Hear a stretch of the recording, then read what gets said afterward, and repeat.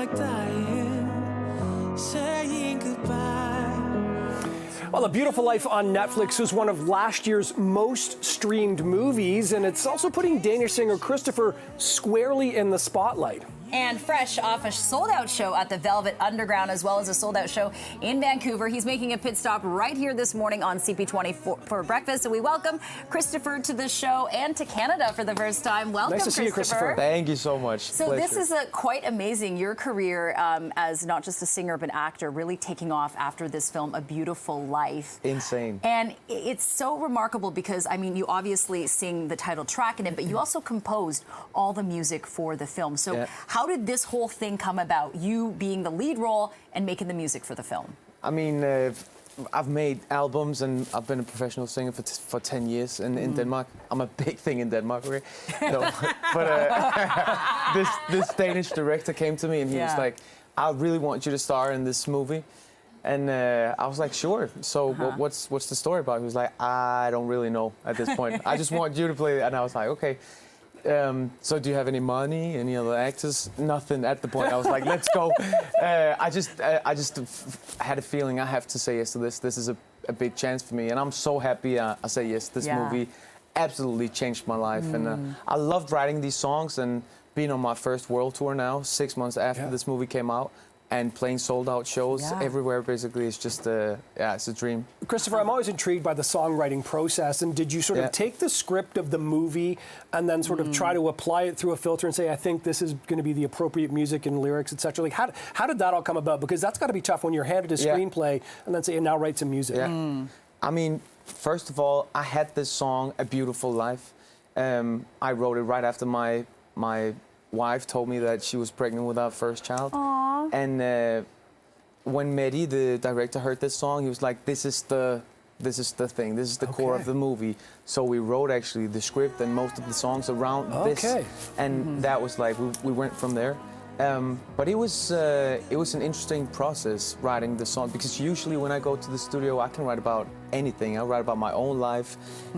But here's a character, his name is Elliot in the movie. And he was feeling a very specific thing, and I had to write songs from his perspective. So writing not from my own perspective there was some creative freedom in that. That was a really cool thing for me to try that.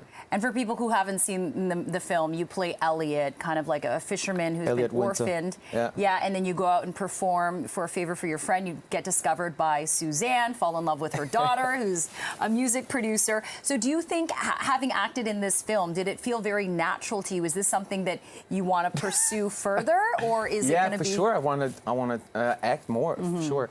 But at the same time, this was such a challenging thing for me. Like, I've never, ever acted in my life. And then to get like a lead role, a big role, dramatic acting, crying, you know, just really putting my heart on the table every day. It was very, very hard. And I remember I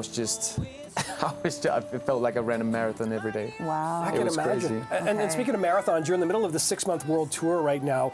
This is your first time in Canada. I just kind of want to get your thoughts. I know you've really just arrived in Toronto. You were at the Velvet Underground last night. But what's your sense of this city, and what's the response been like to you and your music? The response has been absolutely amazing. I mean, I can tell that the people coming to the shows, they watch the movie, and there's like 4 or 5 songs in the movie, so they're really singing along. It's not like having one song and everyone's waiting for that song to come on.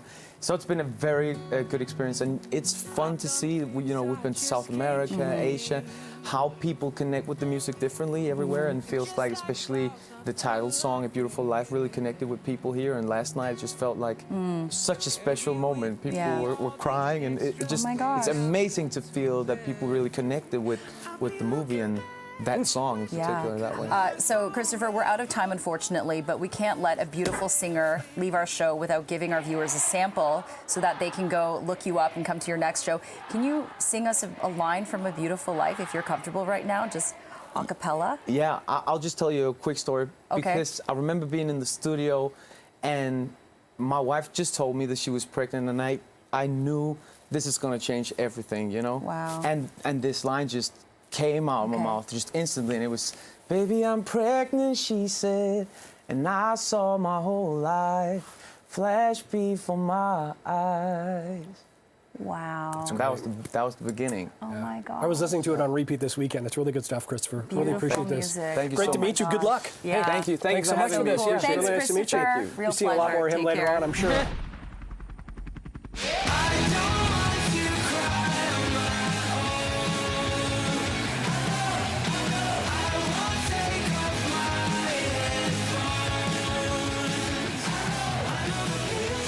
All right, you're listening to the new song of 2024. It's going to be it. Halifax pop rock electronic duo Neon Dreams has gained fans across the country and in the world with their genre-shifting music. And they're back with a brand new single, collaborating with very popular South African singer and writer Matthew Mole. So let's welcome to the studio this morning Frank Cadillac and Adrian Morris, also the drummer of Neon Dreams. Thanks so much for coming in, guys. Well, thank you for having us. First of all, welcome to Toronto, and I'm so glad you made it in safely. Yes. From Halifax. Yes, I was caught in all those crazy storms out east. Wow, so I'm just glad made you're it here. in. I'm here for this. Yes, I made it. that's awesome, Adrian. Yeah. All right, so this new song, The Art of Letting Go, the cover art is beautiful. The song is so catchy. I listened to it yesterday and I was hooked. Hey, thank you. This is a special collaboration because you guys went to South Africa, met Matthew Mole. Tell us, starting with you, Frank, how it came about that you created this song. Oh, we went on tour. There's a time in South Africa, you know, December, it's cold here, right? Yeah. But it's their summer, and they have all school off. So everybody, all the musicians are touring and having a great time and spending time with their families, right? So we went on tour with Matthew Mole, and after the tour, we just decided, like, we have a good vibe, let's try to make something, and it turned into that. It's so beautiful. Oh my gosh. Yeah. And Adrian, did you have that similar sentiment when you met Matthew and you thought, this guy gets our vibe and you were just speaking on this deep level? Yeah, we gained this crazy fan base over there while we were in Canada and like during COVID and stuff, and we just really wanted to go tour there.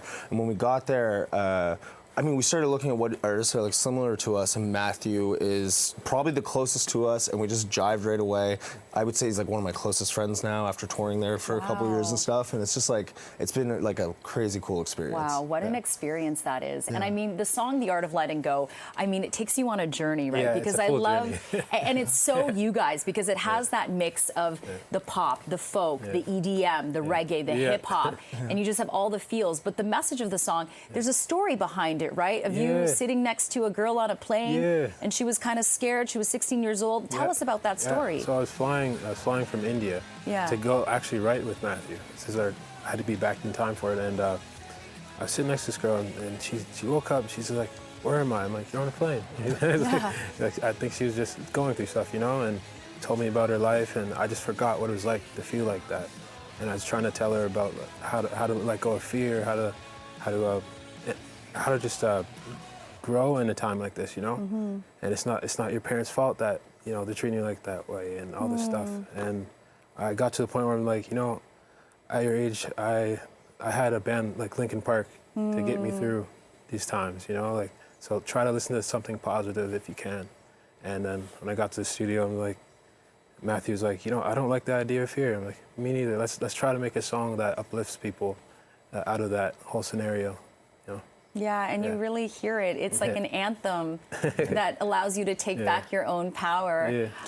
Adrian, you know, when you look at the evolution of where you guys have been with, you know, I love your songs, We Were Kings from your album, Sweet Dreams Till Sunbeams, and then your latest one, Love Child Dolphin, Baby Dolphin. It's a funny name. It's a great name. I just love the picture that it conjures in your mind.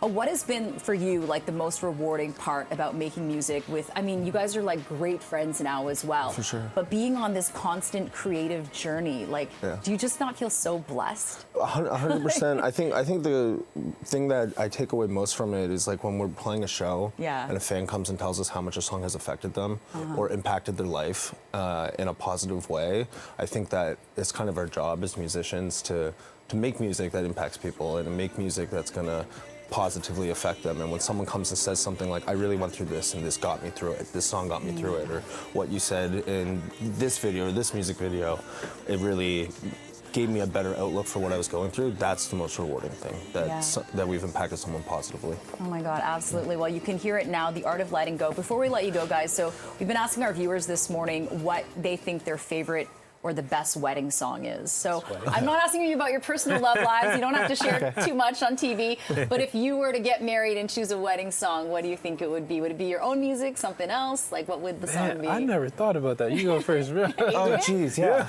Oh, no. Oh, you're putting me on the spot. That's so difficult. The most popular one was Ed Sheeran's "Perfect." Yeah, I'm sure. One, yeah, that's sure. that's you have to go a little opposite now. Like, you can go off the chart. do one of your like. Oh, geez, you know what mine is probably "City and Color of the Girl." Ooh. Yeah. Okay. Yeah. Oh, maybe "Build a Home." What's that group name? Oh man. How does the song go? It's like, and I'll build a home for you and me. Yeah, something like that. I forget what it's called, but it's a beautiful song. Yeah, you sing it beautifully. You could sing it at your own wedding. Just cover that song. That would be awesome. Well, Adrian, Frank, thanks so much for joining us. Best of luck on your journey. Can't wait to hear more of your music. And I encourage everyone to check out The Art of Letting Go streaming now. Thanks so much, guys. Hey, thank you so much. Yeah, have thank a great you so much day. for having us. Take care.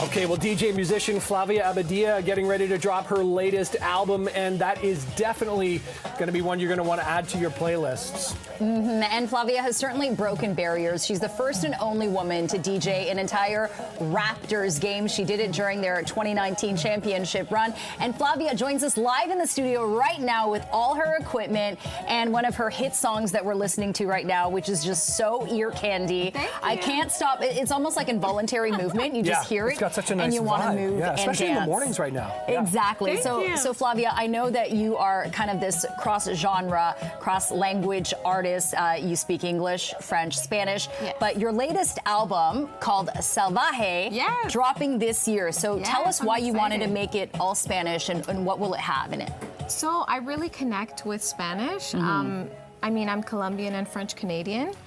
And that's how the music just turned out as I was writing it. Yeah. Okay. So I'm excited. There's a couple of English songs in it, but it's mostly all Spanish. Nice. Yeah. So what kind of, obviously you're influenced by that kind of a music, but when you're actually sort of composing a piece and sort of mixing, as it were, what are your inspirations? How do you sort of listen for something or see something and say, hey, I think this would go well together, or sort of like blend well in a song? So I like creating in the studio with the producer. So I go in the studio, either I have a concept or an idea in mind, and we just create together.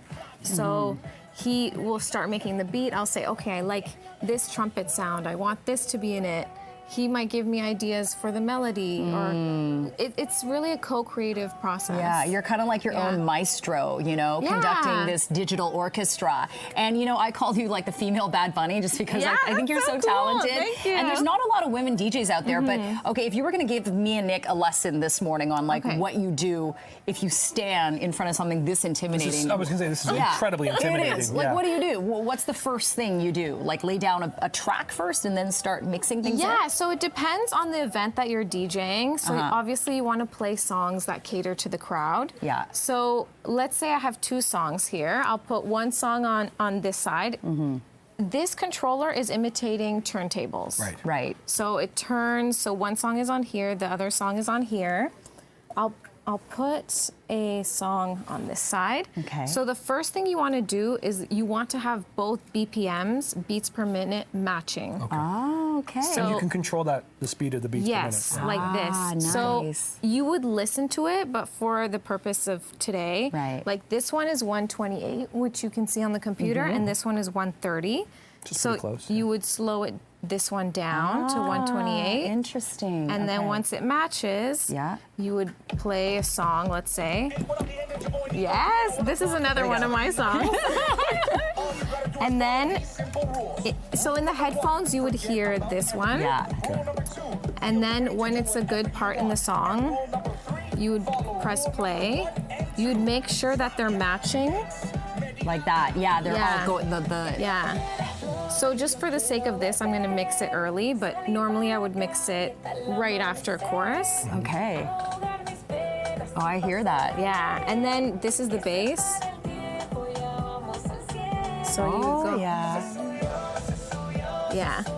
What's it like when you hear that, just that cohesion and that connection? Like that must be so amazing, right? Because they're, you know, if you're a little bit off or whatever, or like bring it in here rather than here, it must feel really good when you go, that's how it's got to be.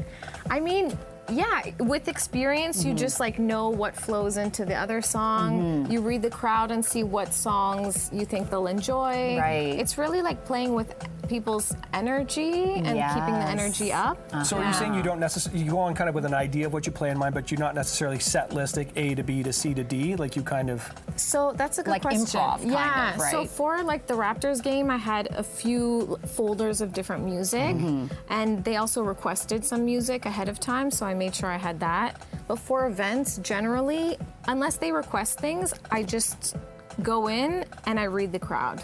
So yeah, it's like 100% improv. I'm like, okay, this is the age range. These are the nationalities. Okay, they'll like this. Yeah. So don't you think it gives you such a big advantage? Because, I mean, we hear you on your track. You're obviously the musician, the artist, but you're also kind of like the producer because you have all this knowledge of mixing your sounds and creating these unique blends. Yeah. And that makes you pretty unique, right, is what I'm trying to say. Yeah, and I love dancing, so I like making music that's danceable and music that I can also play when I'm at an event. Wow. Well, this music will certainly get you dancing. I mean, I'm standing here, but I can't dance, so I won't dance, but this is really amazing. DJ Flavia Abida, great to meet you this morning. Good luck with this entirely Spanish album, and hopefully we'll see you at another Raptors game or another event sometime soon. This has been really good. So play us out, and we'll be back with more CP24 Breakfast right after this.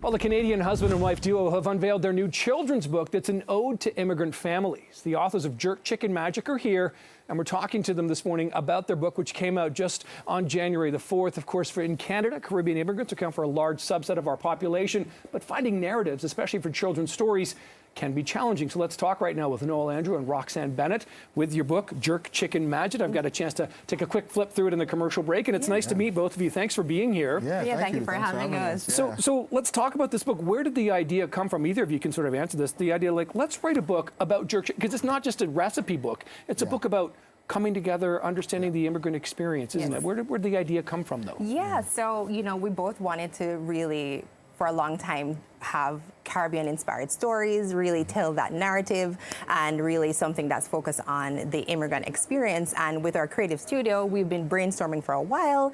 And, you know, one day he came to me in the kitchen and said, you know what? I think we should do a children's book. I really think that that would be a good way to segue and really give people, you know, a chance to understand what, you know, the immigrant experience is like, and through the eyes of a child. Yeah, exactly. Right. And it's through the eyes of a young girl here who sort of sees her parents and grandparents and what they've kind of been through coming to another country and bringing their food with them in a way, Noel. But it also, you know, it also talks about just the experience and beauty of a dish that is so native to where you've come from and bringing it here. It's remarkable. Yeah, absolutely. Yeah. I mean, you know, jerk chicken is probably beloved the world over. I don't think there's, you know, anywhere in the world you can actually not find a jerk chicken spot, from like, you know, little hole in the wall spots to like, you know, really fancy restaurants. So we really wanted to capture that, and also just the history behind it. A lot of people don't really know the backstory of where jerk chicken comes from, which is actually, you know, it was birthed out of a necessity to survive, right? Yeah. So we had our, you know, our ancestors in the Coptic Mountains used to bury and cook their food under the ground, right? So they wouldn't be seen by, you know, colonizers, so to speak, right? So that was like, that's the backstory. So we kind of touch on that, you know, but it's a children's book, so we didn't want to go too deep into that story. It's a heartwarming story. Yeah, we wrote it as a love letter to immigrants everywhere, and essentially we wanted to, you know, do it through the eyes of perspective of a little girl and her in awe of her mom. And we go through the book, you're really talking about the origins of jerk chicken, talking about how to make it, and at the end of the book there's a recipe for folks to try. Yeah, I saw that. I'll definitely be cooking that up, because it's interesting. The thing about food, I think, is it's hard to argue when you're eating. Right? You can really open up conversations about food, and you can really learn something if you sit down for a meal with someone, can't you? Exactly. And we even had like a teacher reach out to us and said that, you know, she brought it into her classroom classroom and the conversations that it brought up with the children there, it went on for quite some time, and the children just were really excited by the story, the food. It even got them talking about their own cultures and their own food. So it's really, I think it's something that really inspires people, and that's what we hope, to really delve into their cultures and talk about, you know, generational recipes and how it is that you can bring those, you know, forward and pass them on to the next generation. Right, and we were showing Nana's jerk chicken recipe. This is one of your grandmother's jerk chicken recipes. Is that right in the back of the book here? Yeah, it's a mixture of like. It's like mixture, a rite. It's like having a jerk chicken recipe is like a rite of passage in Jamaica. Something that you just have to know how to do, I guess. And so we put like a very authentic one in there. You can dial the spice back down if it's, you don't want to make it too hot. All right, and you have plans to write potentially even more books. Noel, Roxanne, thanks so much for joining us. Good luck with Jerk Chicken Magnet. Again, we were showing some of the beautiful illustrations and, of course, the recipes. Where can you find the book? Yeah, it's available on Amazon.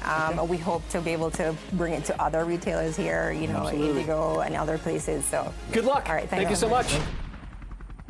Okay, and here we are live just outside Allegiant Stadium in Las Vegas, where they are, of course, getting ready for Super Bowl 58. We're talking Kansas City, San Francisco, and we're also talking about, I guess, filling bowls, filling plates, because we're talking about food for the Super Bowl as well. You know, Super Bowl can, of course, be a bit of a cheat day for many, but there are certain ways, Chef Shahir Massoud, that you can cut calories on Super Bowl Sunday. Good to see you, man. Good to see you, man. Thanks for coming in. We're going to cut some calories. We're going to get some protein in. And everyone this year wants to talk Taylor. Everyone this year wants to talk Travis. We're talking turkey. Talk turkey. We're talking turkey. Okay. Forget Are these Taylor. turkey sausages then? Turkey hot dogs. Okay.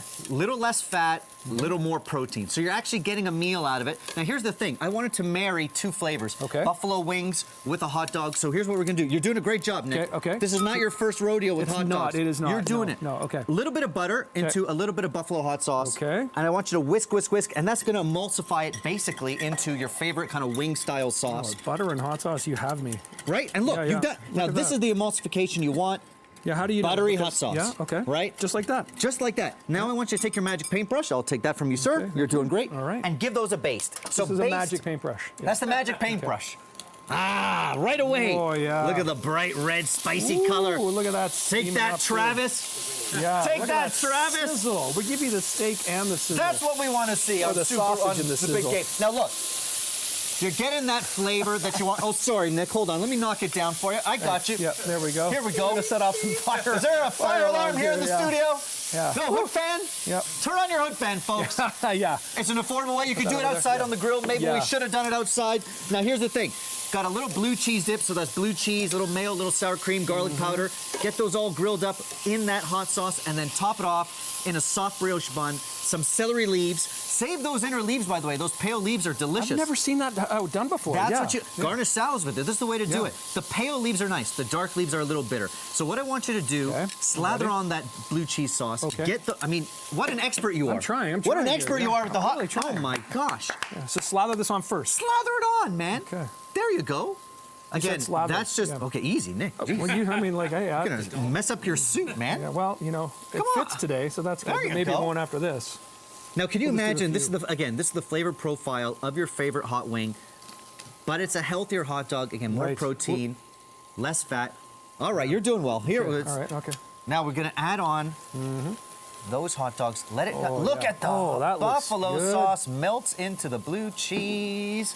You know what? I'm not a fan of celery whatsoever. It's like eating wet rope as far as I'm concerned. But the idea of using the leaves that looks more appealing to me than anything on celery. And I got to tell you, use the pale leaves. That's the trick, not the dark leaves. Right. Now you've got that. Now you could, if you feel. Could we? You tell me, I'm Chef. going to. Yeah. Let's get add more hot sauce on there. Get extra buffalo sauce. Look at Bill over there. He's just he's like wiping his. We all have our expertise. Oh, we got the slathers and we got the eaters. You got the eaters. I think there's going to be like a line of feral dogs following him down with the soup smelling. Now look, guys, you could scale this recipe. You could double it. You could triple it. Oh, thank you. You're setting me up. Oh yeah. Help you out there, Chef. This is now. This is game day food, but again, it's a little healthier. Very approachable, super affordable. It's the big game. Take that, Did we do Travis. That? Let's do it. Okay, Bill, you ready? Cheers.